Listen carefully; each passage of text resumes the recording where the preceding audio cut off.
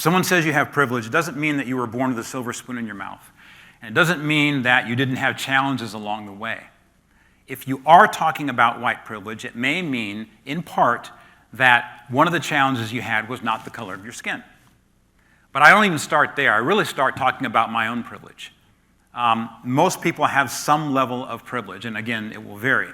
So I'm a straight, black, able-bodied man. Okay, those are 4 of the personas that describe me. There are others, but I'll just talk about those for a minute.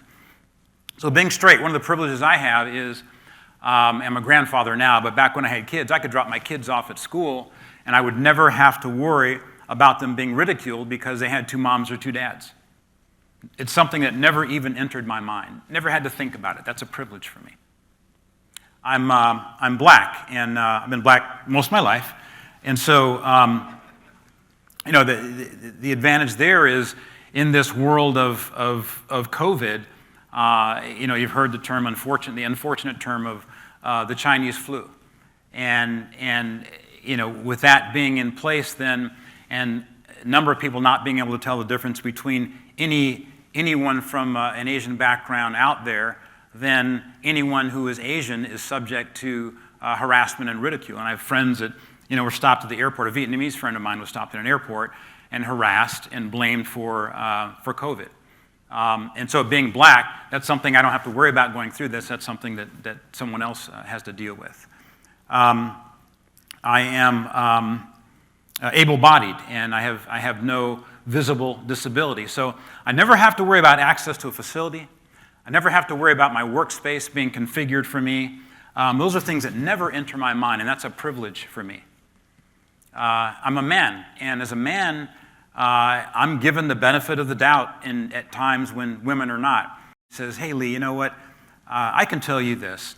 He says, there are just some jobs that women can't do.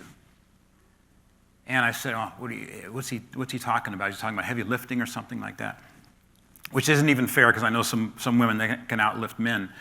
But he said, "Yeah, in my line of work," he says, "I have to make a decision Sunday at 9 o'clock, and I have to call somebody, and they have to be on the plane the next day, Monday morning at 8 o'clock. And women just can't do that." And that was just his mindset. And he was in his mid-60s, and he had gone through his entire career thinking that way and making decisions about what women could and could not do.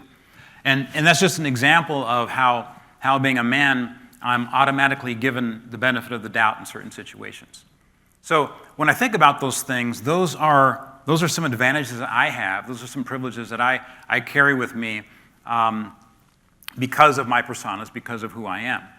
And so when I talk about privilege, I talk about my privileges first to give people an opportunity to think about their own, to think about what tailwinds they may enjoy or headwinds they may not have to face in order to advance. And more importantly, as leaders, it's important for you to understand those headwinds and tailwinds of your teams so that they can then, that you can recognize those and help them to overcome them so they can contribute in ways that they may not have been able to otherwise.